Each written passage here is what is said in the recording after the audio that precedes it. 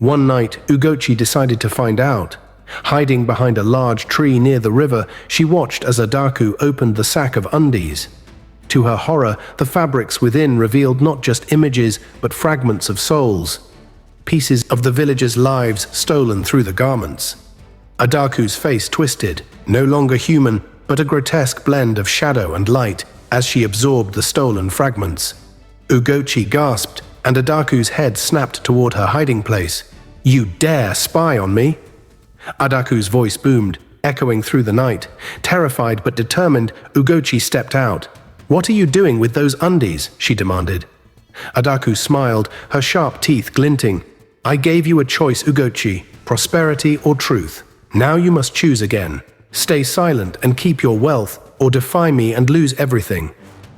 Ugochi stood trembling, the weight of her choices pressing down on her. Would she expose the dark secret and risk her newfound life, or remain silent, complicit in Adaku's sinister dealings? Ugochi's heart raced as Adaku's menacing figure loomed closer, her sinister smile promising nothing but destruction. The villagers' whispers seemed to grow louder, their voices blending into an eerie hum that surrounded her. She clutched her hands into fists, trying to summon courage. "Adaku, you can't keep doing this," Ugochi said, her voice wavering but steady enough to convey defiance. "The villagers trust you, but you're stealing from them. This isn't prosperity, it's exploitation." Adaku's smile widened, and her shadow seemed to stretch unnaturally, enveloping the space around her. "Exploitation," she repeated mockingly. "You call it exploitation, but I call it balance. They gave me their trust, and I gave them success. A fair trade, wouldn't you say?" Ugochi shook her head, her determination growing. "They didn't know what they were giving you. You've taken pieces of their souls, their happiness, their lives. They deserve to know the truth." Adaku's face darkened, her amusement vanishing in an instant. The air around them grew cold. "So you choose defiance, brave but foolish. Do you think you can stop me? Do you think anyone will believe you over me?" Before Ugochi could respond, Adaku raised her hands, and the stolen garments that hung around her swirled into the air, forming a cyclone of cloth and shadow. From within the vortex, faint cries echoed. The anguished voices of the villagers whose essence had been drained. "Let me show you what happens to those who defy me," Adaku snarled. The cyclone surged toward Ugochi, and she braced herself, expecting to be consumed. But instead, it stopped inches from her, as if testing her resolve. A sudden burst of light shattered the darkness. Ugochi turned to see Nkem, the village's elder and spiritual guide, standing at the edge of the clearing. He held a staff carved with ancient symbols, its tip glowing brightly.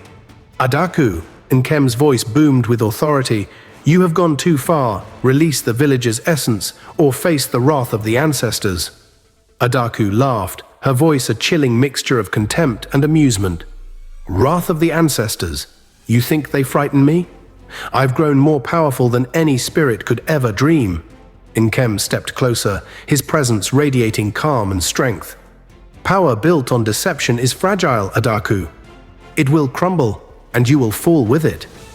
Adaku's vortex of garments lashed out at Nkem, but he struck the air with his staff, creating a barrier that deflected the attack. The clearing erupted into chaos as light and shadow clashed, the villagers' cries growing louder with each collision. Ugochi watched in awe, torn between fear and hope. She knew she couldn't stand idly by. This was her fight too. Summoning every ounce of courage, she ran to Nkem's side. "What can I do?" she asked breathlessly. Nkem glanced at her, his expression grave. "The garments hold the villagers' essence. We must destroy them to free their spirits, but Adaku's magic is strong. I will hold her off. You must find a way to break her connection to them." Ugochi nodded, determination hardening her features. She scanned the clearing, her eyes falling on a bundle of garments that seemed to glow faintly, pulsating with energy. That must be the source of Adaku's power. She darted toward the bundle, but Adaku noticed her movement. With a furious scream, she redirected her attack. Shadowy tendrils shot toward Ugochi, wrapping around her legs and dragging her to the ground. "You will not ruin this for me," Adaku hissed, advancing on her. Ugochi struggled against the restraints, her mind racing. She spotted a shard of broken pottery nearby and grabbed it, slicing through the shadowy bonds.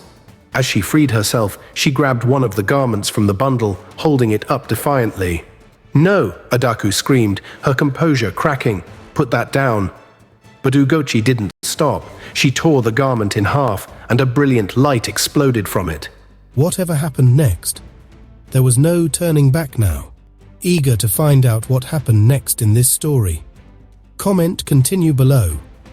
Thanks for watching, and don't forget to subscribe to stay updated with our latest releases. We truly appreciate your love and support so far. Let's keep the fire burning.